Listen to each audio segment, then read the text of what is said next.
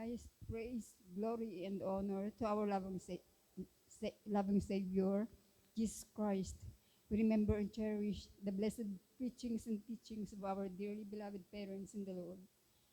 Greetings to the beloved Almenda family, beloved preachers, beloved brethren and visitors, kung mayroon man po. At magandang gabi po sa ating lahat. Praise the Lord. Nais ko rin pong pasalamatan ang ating pinakamamahal na Panginoong Jesus na sa kalakasang binibigay niya po sa akin sa araw-araw, sa pag-iingat. Praise the Lord. At hallelujah. At ma-share ko lang din po sa inyong mga minamahal na matagal-tagal na po ito dahil nangyari po ito nung baby in Christ pa po ako. Noon po, parang yun ang first time na nabuksan yung pangunawa ko sa pagbibigay. Nang time po na yun, siguro mga early 2000, nagbibenta po ako ng pension plan noon.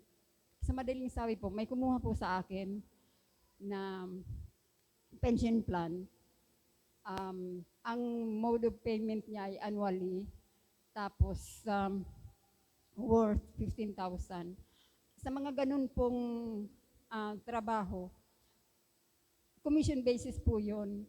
Ang ibinibigay po na commission sa mga kagaya ko na nagbebenta noon, 50%. Sa madaling sabi po na dahil naunawaan ko na po yung pagbibigay, ibinigay ko sa ating pinakamamahal na Panginoong Jesus yung tithes and love offering. Nang time din na yon, nangungupahan po kami sa dako ng Naga na umaabot ng halos 1K yung binabayaran namin sa renta, tubig at sa kuryente. Wala pa pong 2 linggo, yung tiyuhin ko po noon, si Pairode, pumunta po sa amin. Sabi niya, Nor, may pinaparentahan na niya doong bahay sa dako ng Kararayan. Pero anya, isang buong bahay, pero wala pa niyang CR yun. Kung gusto mo anya, ikaw na lang magpagawa. Ganun ba kako? Pero anya, malaki ang lote. Dahil ang sukat anya, 8 by 23. Sabi ko, titingnan ko. Nung tiningnan ko, nagustuhan ko dahil talagang mahilig akong magtanim ng mga gulayin. Talagang hilig ko talaga yun. Sabi ko, lumipat kami doon sa Kararayan. Dahil, at saka, isa pa, one ride lang naman yun. Parehas ng kung nandoon kami sa siyudad ng Naga. Kaya sabi, naalala ko yung binigay ko na sa mahal na Panginoon na tithes and love offering. Halos 3 ulit na yung binabayaran namin sa renta. Kaya tunay talaga ang pagbibigay, susi ng pagpapala. Praise the Lord. At isa pa po, yung mga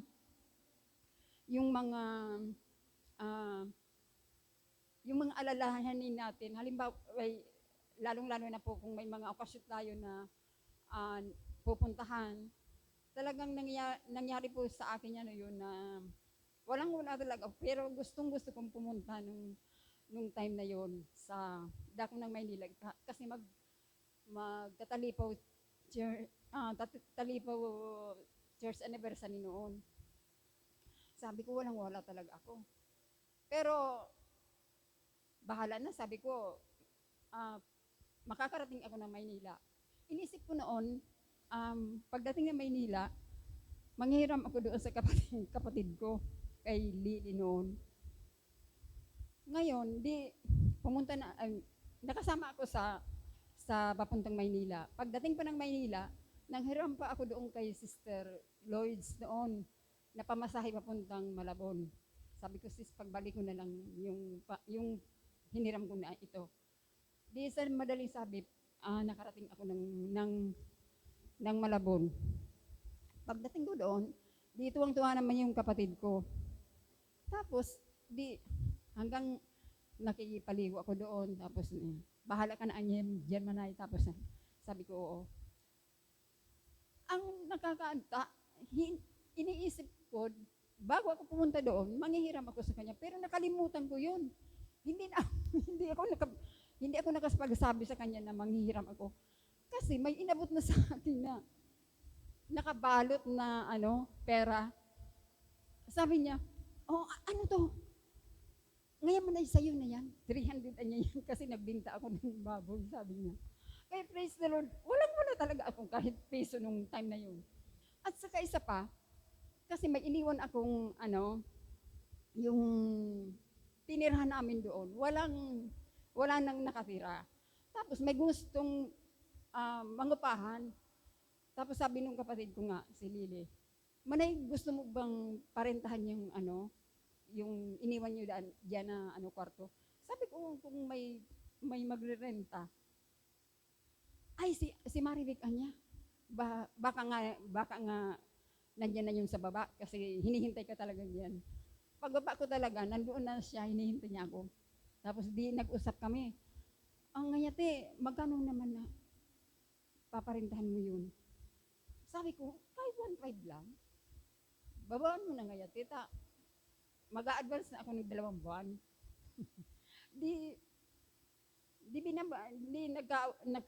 Naman kami, sabi niya, 1.3 na lang. May 2.6 na ako. Nag-advance na nga siya ng 2 buwan. Kaya, yung mga, tama yung inawit namin, na huwag kang mangangamba, huwag kang matatakot. Talagang, totoo ang mahal na Panginoon sa gawa niya. Praise the Lord.